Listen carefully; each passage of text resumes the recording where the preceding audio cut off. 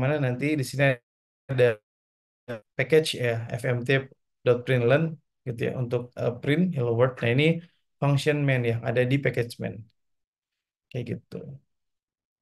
Lalu ada GoFMT, yaitu adalah tools atau alat yang disediakan oleh bahasa pemrograman Go untuk melakukan pemformatan kode sumber Go secara otomatis. Jadi GoFMT dirancang untuk menciptakan konsistensi dalam gaya penulisan kode antara berbagai proyek dan pengembang Go. Jadi bisa bilang kayak buat standar lah gitu. Kayak kalau di JS itu namanya ESLint lah gitu ya. Jadi kayak apa ya? Apa ya untuk merapikan Go kodenya itu secara otomatis itu menggunakan Go FMT.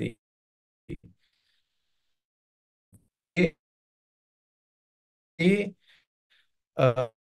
minway lalu ini ada filenya gitu kan nama filenya misalkan main.go gitu ya gitu. Jadi eh, nanti akan otomatis ke apa namanya juga menggunakan FMT dengan cara pet lalu ya spesifik ya kayak petnya package-nya kayak gitu. Jadi satu folder gitu package. Nah, oke, menarik ya. Sekarang tadi udah install, lalu udah isi program, lalu juga kita perlu diketahui di Go gitu ya. Eh, lalu juga sedikit tadi mengenai ada GoSum ya untuk mode. Nah, sekarang eh, ke pemrograman Go-nya ya, mengenai data type kayak gitu. Nah, di data type ini sama kayak bahasa-bahasa pemrograman strong pada lainnya, entah di Java gitu ya, atau di C Sharp gitu. Nah, bahasa pemrograman Golang ini benar-benar stick dengan tipe data ya, kayak ya strong programming gitu kayak Java, C Sharp gitu ya. Beda dengan JS gitu. Nah, oke, kita lanjut ya untuk di data type. Nah, sebenarnya di data macam ya, saya akan jelasin yang primitif ya untuk data itu basic type gitu ya, in, uin, float, string, byte, rune, kompleks, dan booleans gitu ya. Lalu ada aggregate type seperti array dan struct gitu ya. Lalu ya ada dua sih yang sebenarnya ada beberapa lagi gitu ya. Cuman yang perlu teman-teman tahu mungkin ini dulu nih gitu ya. Ada dua tipe gitu ya. Agregat, basic type sama agregat gitu. Jadi array sama struct. Nah, struct ini objek lah ya kalau teman-teman pernah tahu gitu, objek gitu. Kayak gitu. Nah, ini masuk ke basic ya. Basic type in. Sebenarnya type in intinya ada number ya kalau di number gitu. Cuman bedanya dia mempunyai range gitu. Jadi in ini mempunyai range tersendiri ada in 8, in 16, in 32, in 64 atau ya in gitu ya. Nah, teman-teman bisa lihat ya untuk ukurannya karena setiap tipe integer sendiri mempunyai range dan ukurannya masing-masing kayak gitu. Nah, lalu ada basic type uin. Nah, menariknya di Golang itu ada uin. Nah, bedanya apa dengan in? Kita lihat. Nah, kalau di integer gitu ya, itu benar-benar strict dari angka minus ya, gitu ya. Ini kan min 28, lalu ini min gitu ya. Nah, sedangkan uin itu dimulai dari angka 0 kayak gitu ya. Bilangan bulat ya sebutnya gitu ya. Jadi sama ya untuk range-nya memiliki eh, ukurannya masing-masing gitu ya. In 68, 16, 32, 64 gitu ya. Kayak gitu. Nah, ketika teman-teman define tipe Uin gitu ya. Nah, nanti dia akan masuk standarnya sih mungkin 8 lah gitu ya. Atau 32 sih untuk defaultnya gitu. Kalau nggak spesifik Uin 8, 16 gitu. Jadi ketika Uin aja itu nanti akan masuk ke defaultnya itu in 32. Mungkin kayak gitu sih. Nah, lalu ada float ya. Tipe float digunakan untuk menyimpan nilai bilangan pecahan gitu ya. Floating point dalam Go.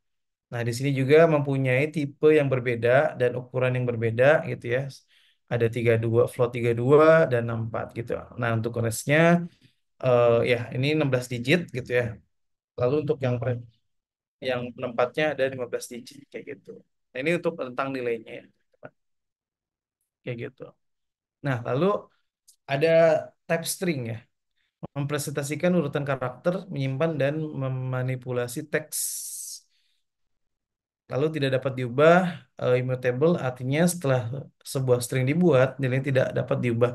Namun operasi manipulasi string seperti penggabungan concatenation atau pengiris slicing akan menghasilkan string baru. Jadi ketika teman-teman define gitu ya, string gitu ya. Nah, ini tuh tidak bisa diubah atau immutable gitu ya, non immutable. Nah, bisa menghasilkan string baru ketika teman-teman itu menggunakan concatenation. Contoh misalkan var eh, gitu ya, hello world gitu. Itu kan hello gitu ya. Nah, itu kan string tuh. Nah, si string awal ini misalkan string yang awal ini gitu, hello itu tidak bisa diubah gitu. Nah, cuman bisa menghasilkan string baru itu dengan cara misalkan var gitu ya, yang tadi X misalkan hello plus word gitu ya, jadi menghasilkan string baru misalkan Y gitu sama dengan ya hello world, jadi kayak itu concatenation gitu, atau dengan slicing kayak gitu. Slicing itu kayak pengiris yang memisahkan gitu. Nah, ini slicing juga pengirisnya berdasarkan apa, entah spasi gitu ya. Nah, itu mungkin ya akan didapatkan ketika teman-teman nanti deep dive ya untuk belajar ulangnya kayak gitu. Oke, ya ini untuk basic type byte gitu ya. Secara intrinsik merupakan alias dari tipe data Uin gitu ya. Digunakan untuk mewakili unsigned integer gitu, ukuran 8 bit atau 1 byte gitu.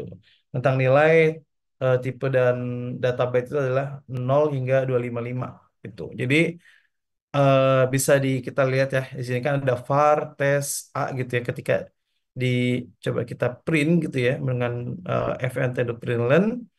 Nah, SCI A ini itu, nah di sini ada byte-nya ya gitu ya. Jadi dia akan menghasilkan ini 65. Ini adalah nilai byte dari A ini gitu sih. Jadi setiap string nilai itu ada byte-nya kayak gitu. Oke. Oke, lalu rune ya. Di Go tipe data rune digunakan untuk mewakili sumber karakter Unicode. Secara teknis, rune adalah tipe data alias untuk tipe data int32. Tipe data rune digunakan untuk mewakili kode Unicode yang lebih luas, termasuk karakter tidak termasuk dalam set karakter ASCII gitu ya. Jadi ya, rune ini kalau kayak tadi ya. Ah, ini kan dapat nih 65. Nah, ketika 65 di run gitu, dia akan menghasilkan A. Jadi kayak kebalikannya gitu ya. Kayak eh, untuk mentranslate si byte ini itu menggunakan run, nanti ketika di compile itu nanti dia akan menghasilkan A. Contohnya kayak gini ya. Ini kan ada apa ya? Simbol ya yang nggak masuk di ASCII gitu ya. Jadi ketika di run dia akan menghasilkan nilai byte-nya gitu ya. Kayak gitu. Dan ketika ya di apa namanya kayak di run lagi nanti dia akan menghasilkan ini. Jadi kayak gitu sih. Sorry. Oke, mungkin jarang pakai sih untuk run sama si kalau integer gitu ya, kayak array, struct kayak gitu. Terus nah yang sering banyak dipakai juga gitu kan. Di Go tipe data boolean digunakan untuk menyimpan nilai kebenaran. Ya, ini sebenarnya true false gitu. Nah, Go ini nilai default ya, yang mana ketika di define gitu ya, inisialisasi misalkan var nilai gitu ya, bool gitu. Nah, ketika fmt.nilai itu yang ke print itu adalah false. Jadi ketika kita mengimplementasikan suatu tipe data itu memiliki nilai default kayak gitu. Kalau di Go kalau in nol, uin juga nol gitu ya. Jadi seperti itu. Nah, lalu ada agregat array gitu ya. Array di Go array ada data yang digunakan untuk menyimpan elemen dengan tipe yang sama atau tertentu. alignment tetap yang ditentukan oleh relasi dan tidak dapat berubah setelahnya. Jadi, um, jadi kayak contohnya di sini ada var angka 5. Nah, var angka 5. Ini ya, in. Nah, ini tipe datanya in ketika ada kurung apa ini ya, siku gitu ya. Sorry, kurung ini ini define 5. Berarti ini adalah length-nya itu sepanjang 5 gitu ya. Kayak ketika awal itu mulai dari 0, jadi 0, 1, 2, 3, 4. Nah, di sini ada metodenya penjelasan yang mendeklarasikan dengan nama angka dan dapat menyimpan 5. Jadi di sini adalah bulat angka dengan 5 ini implementasi nilai dengan 5 bilangan bulat. Jadi ketika diprint lalu mencetak ya untuk ya 5 bilangan isi kayak gitu. Oke. Nanti kita akan coba hands-on sedikit. Oke. Lalu sini ada aggregate type struct ya. Jadi struct itu bisa bilang objek. Jadi kalau itu bilangnya struct gitu. Ada yang digunakan menggabungkan beberapa data yang berbeda menjadi satu kesatuan yang lebih kompleks. Struct dapat digunakan untuk membuat tipe data baru yang memiliki bidang-bidang fields dengan tipe yang berbeda. Nah, selain objek mungkin ini bisa dikenal dengan model gitu ya. Nah, dalam struct ini untuk implementasinya itu seperti ini, ada type ya. Lalu ini nama struct-nya, lalu dia implementasi yang struct gitu. Jadi ini type, ini nama struct, lalu ini struct gitu. Nah, dengan diawali dengan kurung kurawal gitu ya, ditutup dengan kurung kurawal. Lalu di sini ada name ini adalah properti, string adalah tipe data, nah JSON ini adalah tag ya, tag dari WAGON. Jadi JSON ini bisa digunakan untuk di request gitu ya, di API lah gitu ya, untuk integrasi dengan klien kayak gitu. Nah, penjelasan sedikit tentang struct. Jadi seperti tadi contohnya ada type. Nah, di sini yang mana ada name, s, ini ada m gitu ya. Lalu ini type ini adalah gitu ya. Kalau tadi ya tag kayak gitu. Gitu. Si variabel bisa menggunakan cara sama ya kayak di bahasa pemrograman kayak for each name string gitu ya.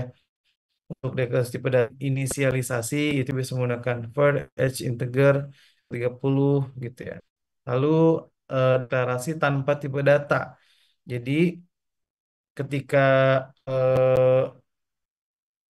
menentukan variabel gitu h 30 itu apa namanya nggak tahu gitu ya. Jadi ini tipe-tipenya tuh ketika menentukan 30 di sini akan default masuk ke integer gitu ya.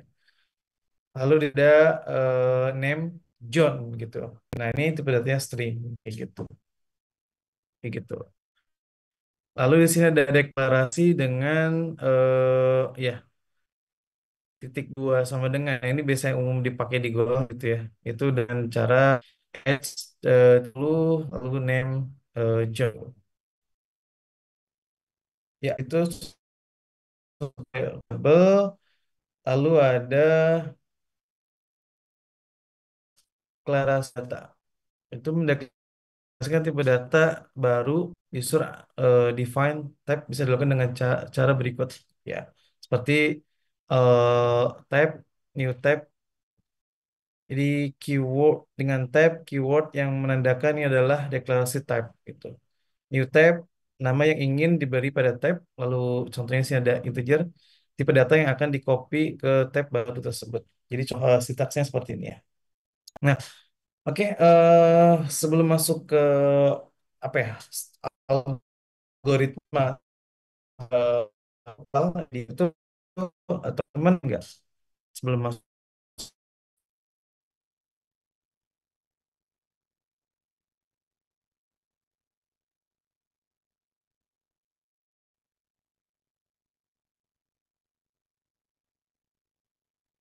aman? Oke, kalau aman saya akan lanjut dulu ya. Oke, Oke, masuk ke sekarang di apa perulangan ya. Itu ada indeks iteration ya, perulangan gitu ya. Ada beberapa nanti perulangan. Itu ada digunakan untuk mengulangi serangkaian instruksi secara berulang hingga suatu kondisi terpenuhi. Yang pertama itu ada index iteration gitu ya, digunakan untuk melakukan iterasi berdasarkan kondisi tertentu. Gitu ya. Contoh penggunaannya di sini ada for gitu ya. Nah ini adalah for ini i sama dengan 0 gitu ya. Lalu ada i lebih kecil dari 5, lalu i plus plus gitu ya. Lalu ini event gitu. Nanti eh, saya akan jelaskan ya untuk sintaksnya gitu ya. Oke. Lalu yang kedua untuk looping and based iterate digunakan khusus untuk melakukan iterasi terhadap elemen-elemen dari suatu tipe data yang mendukung iterasi seperti array, slice, string, atau map. Loop ini hanya membutuhkan satu statement aja. Contoh penggunaannya ini cuman ya karena dia tipe datanya udah array gitu ya.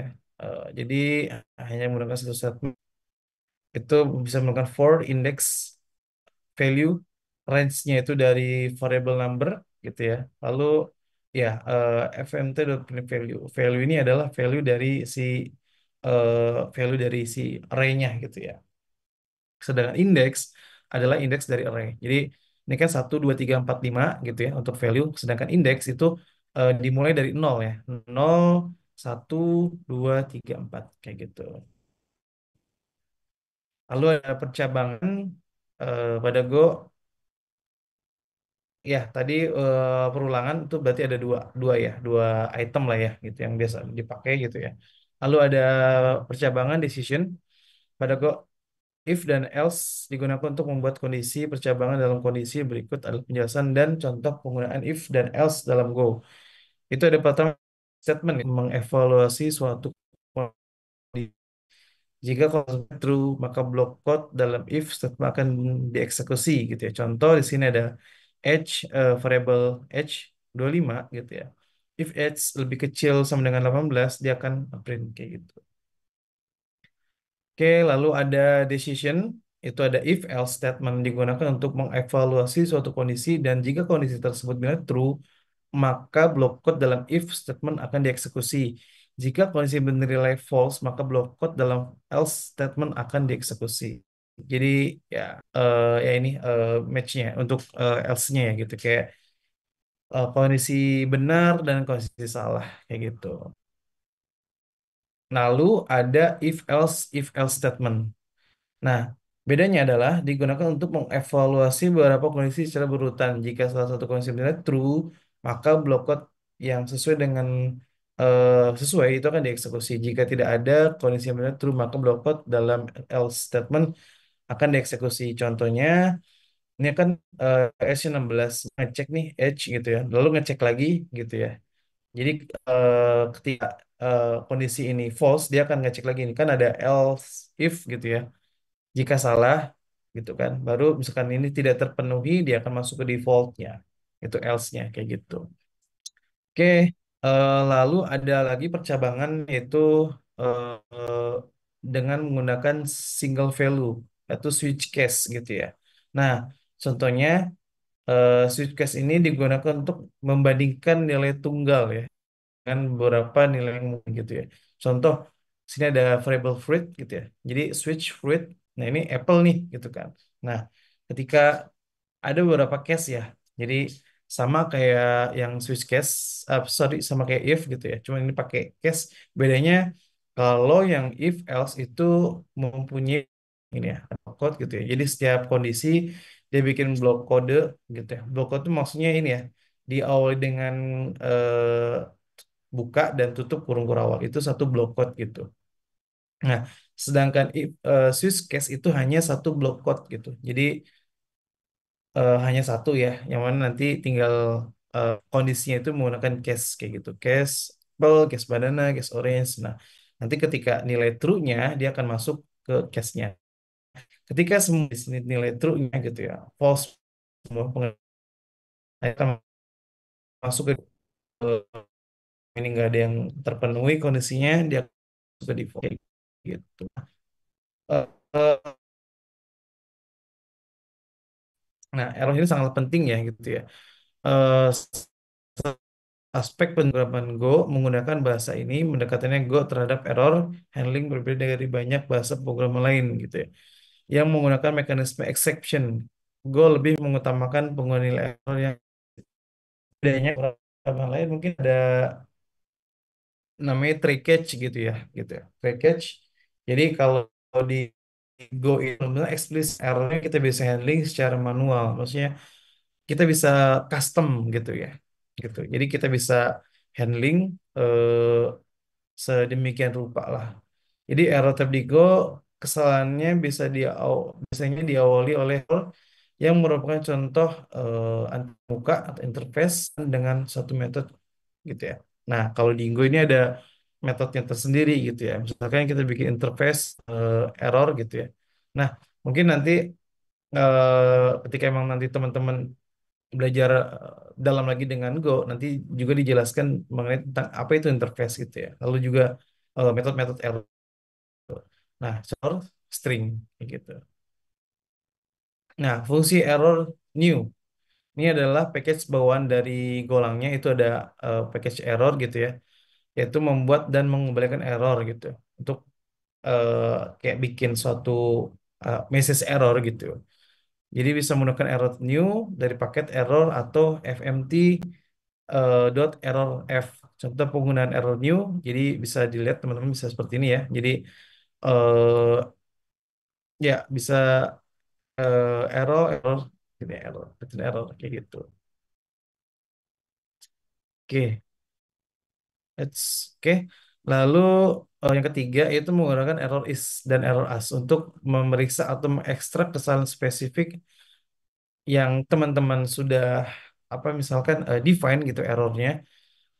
Jadi teman-teman bisa menggunakan fungsi error is dan error as dari paket error. Nah, contohnya di sini ya error not found, error. Jadi ada variable error not found, selalu kita buat ya error not found gitu ya. Lalu ada function di sini. Nah, lalu di sini ada function yang mana namanya function find item menerima parameter integer lalu mengembalikan nilai string dan error. Nah, di sini ada suatu block code yang mana nanti di sini adalah return string kosong lalu error gitu ya. Ketika emang dia false gitu. Ketika dia terpenuhi, lalu dia akan read item not found lalu nil. Nah, di function main-nya itu dicek nih gitu kan. Ketika eh, apa namanya di sini ada underscore ya, koma error ya. Karena find item ini adalah mengembalikan nilai string. Nah, sebenarnya kalau teman belajar di Golang nanti ada namanya underscore ini adalah kayak kita nggak mau pakai nih dari apa ya return dari si fungsi find item ini gitu karena ada string dan error gitu. Jadi ini kita mengabaikan kembalian nilai string dari metode find item ini kayak gitu. Oke, lalu dicek if error is gitu ya, error not found gitu ya, baru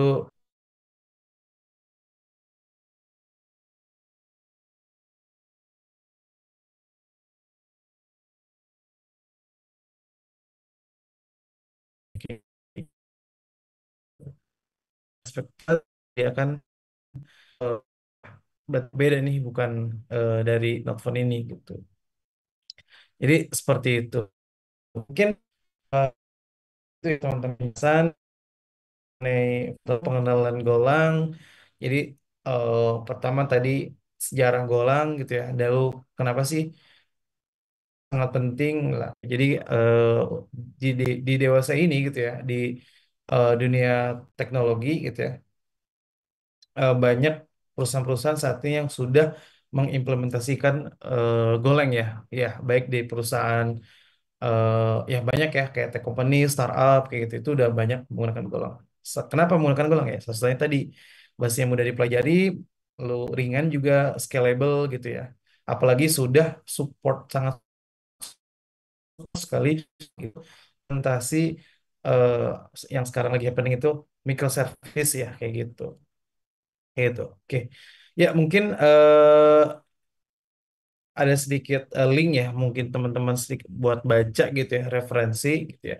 Sudah saya sertakan di PPT yang ini ya, gitu ya. Nah, saya mungkin akan sedikit hands on ya, apa yang tadi kita sudah pelajari gitu ya. Oke, sebentar.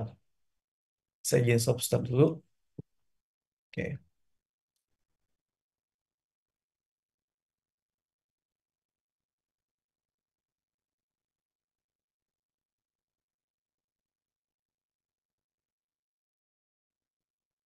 ya, teman-teman bisa ikutin atau teman-teman bisa nyimak dulu ya. Anggaplah tadi teman-teman sudah ini, saya akan project from scratch dari awal gitu ya. Saya akan buat folder dulu. Misalkan.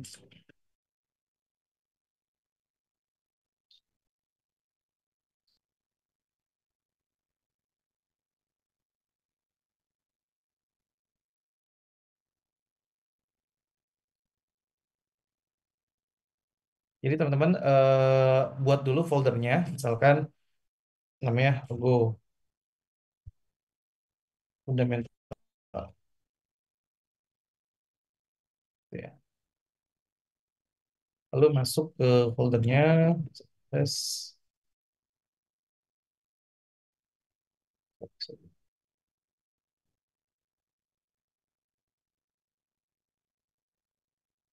oke. Nah, ini udah masuk ya ke folder. Yang mana folder ini untuk eh, project kita gitu ya. Jadi ini share screen-nya kelihatan kan Mas ya? Kelihatan ya? Oke. Oke. Lalu tadi kita apa ya melakukan untuk inisialisasi proyeknya itu dengan cara go mode init ya. Oke. Nah, go mode init, misalkan main aja ya nama go fundamental. Oke. Oh sorry, typo. Nah, di sini dapat notifikasi go creating new go mode modul go fundamental. Oke. Sekarang coba eh, pakai text editor, saya pakai Visual VS Code.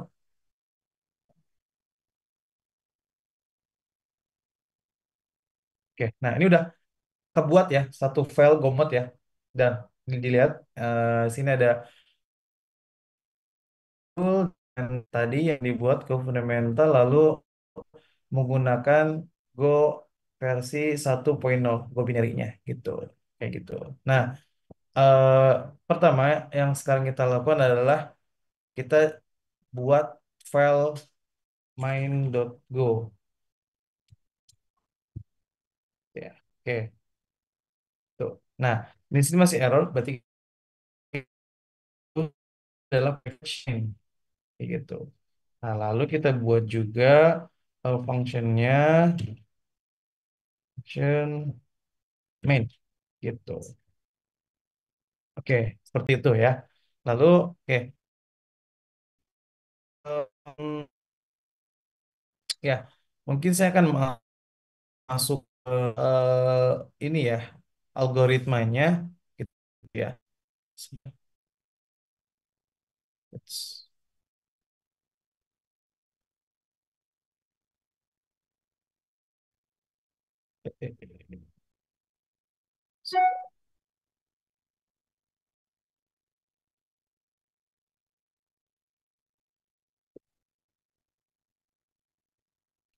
Algoritmanya, sebentar ya.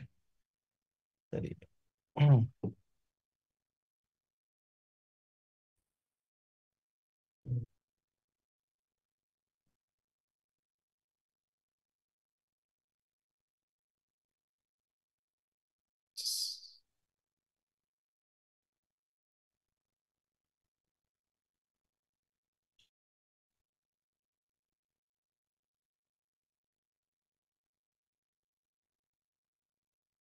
oke, oke. Cek, cek, cek.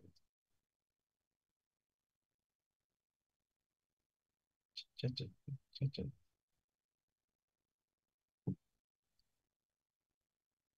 Oke.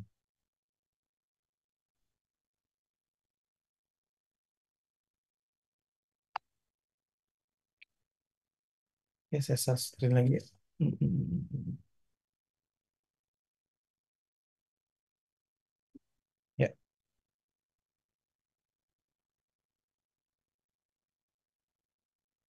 oke. Saya akan coba buat ya satu tadi yang dari perulangan dulu ya, perulangan ya. Oke. Jadi di sini misalkan saya bikin function eh, kan. Nah, golang itu dia ada metode atau function yang menerima parameter dan tidak menerima parameter ya. Jadi kalau misalkan terima parameter, misalkan sini no tentu datanya. Lalu misalkan kalau dia return menentukan return parameter, kita bisa tentukan juga bisa misalkan integer atau satu bisa misalkan eh, integer string misalkan ya string gitu ya. Nah, ini kenapa error? Karena dia lebih dari satu. Nah, kalau lebih dari satu, dia harus ditutup dengan kurung siku. Kayak gitu. Atau bisa tambah lagi, misalnya sini error. Kayak gitu. Kayak gitu, teman-teman. Ya. Nah, ini ya contoh untuk kayak dia eh, mengeluarkan apa ya menghasilkan sebuah eh, nilai ya dari si metode. Gitu. Nah, saya nggak butuh karena saya mau ngejelasin untuk perulangannya. Bisa kembalikan lagi. Nah, jadi saya akan sedikit menjelaskan untuk for-nya gitu ya. For ini, sorry, di Golang itu eh, ya seperti ini misalkan i lebih, sorry, i sama dengan nol gitu ya. Lalu misalkan i eh, lebih kecil sama dengan 5 gitu ya. Terus i plus plus gitu ya. Nah, gini. Nah, saya akan kasih komentar di sini. Ini adalah ini, sorry, ini si inisialisasi. Oke, ini yang block code yang ini ya, inisialisasi. Lalu ad- yang kedua ada kondisi, yang ketiga ada incrementnya, increment atau decrement. Oke, nah ya ini salah satunya ini contohnya untuk increment ya. Lalu misalkan ada decrement tuh kayak gini kan kayaknya sih gitu sih. Oke. Jadi itu sih penjelasan codingannya gitu ya. Untuk yang eh, apa perulangan kayak gitu. Nah, lalu bagaimana untuk yang menggunakan eh, apa tadi gitu ya. Footage itu tadi ya di sini contohnya ada eh, angka, angka kan tadi kan ya.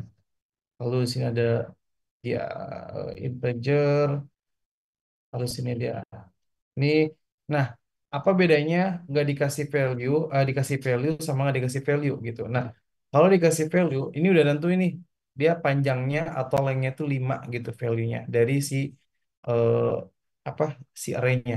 Saya kasih contoh 1, 2, 3, 4, 5 gitu ya. Ini kan udah ada 5 ya gitu ya apa lengthnya.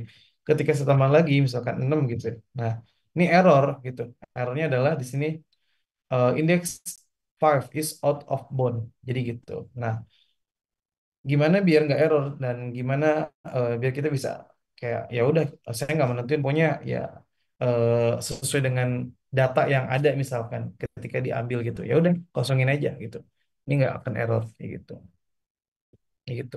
Nah, untuk perulangan yang by apa eh, range itu bisa menggunakan for gitu ya.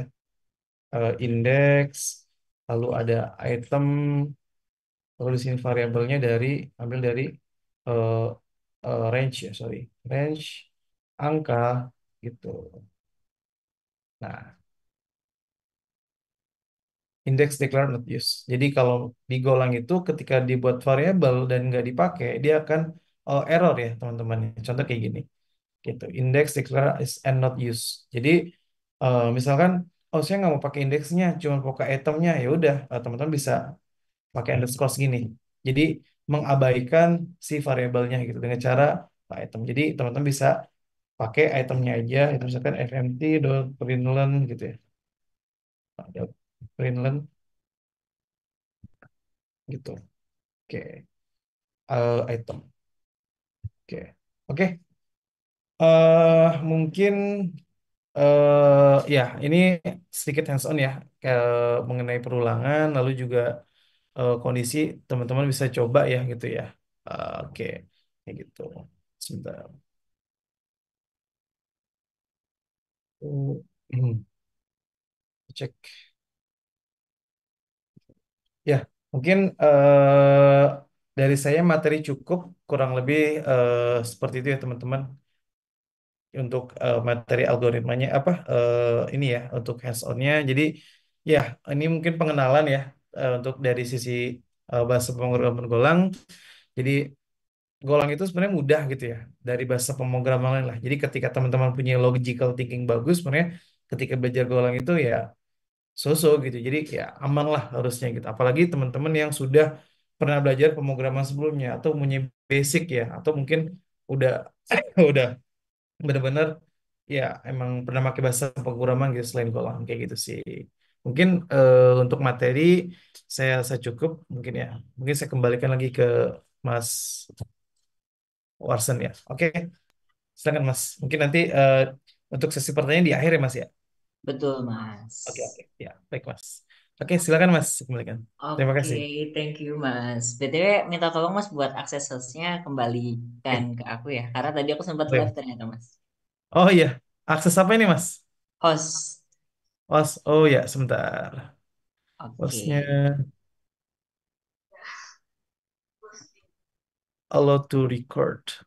Make Eh, host, oke. ke ini aja, Mas, ke partisipan, terus klik titik 3 di bagian Ya, namaku, terus make host. udah ya, cek host. Ya, Nah, oke, thank you, Mas. Oke, teman-teman, gimana nih untuk pembelajaran terkait dengan Golang ini, teman-teman?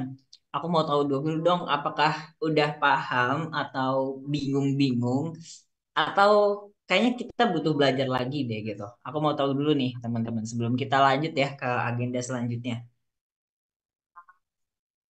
Wih, sedikit bingung ya, Kak Falik. Bingungnya di bagian apa nih, Kak Falik nih?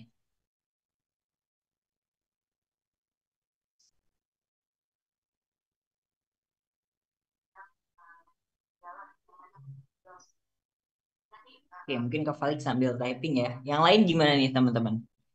Oh, menjalankan goal yang saja nggak bisa. Oh, ternyata ada kendala nih, Mas. Oke, nanti nanti kita di sesi Q&A bakal solve ya, teman-teman terkait dengan problem-problemnya. Teman-teman yang lain gimana nih? Apakah eh, sisanya aman kah, teman-teman? Oke, di bagian perbedaan if else sama case, baik-baik. Oh, yes, lumayan paham dari Kak Diva. Oke, agak paham, baik. Yuk, mungkin satu orang lagi deh, aku pengen tahu nih gimana nih. Wis, Karisha aman nih ya. Semoga teman-teman yang lain juga aman ya, teman-teman. Tapi teman-teman tentunya ya, kalau kita belajar, kalau kita memahami suatu materi yang baru ya, teman-teman di khususnya di Golang ini, mungkin kalau aku berfirasat kan tentunya teman-teman semua ini nggak backgroundnya dari IT semua kan, teman-teman. Tentunya ada yang dari berbagai background sehingga pengen memahami hal baru gitu kan, khususnya Golang ini. Jadi ya mungkin agak kesulitan dan juga agak gimana ya? Wah, intinya bingung dan menguras tenaga banget deh gitu ya, teman-teman.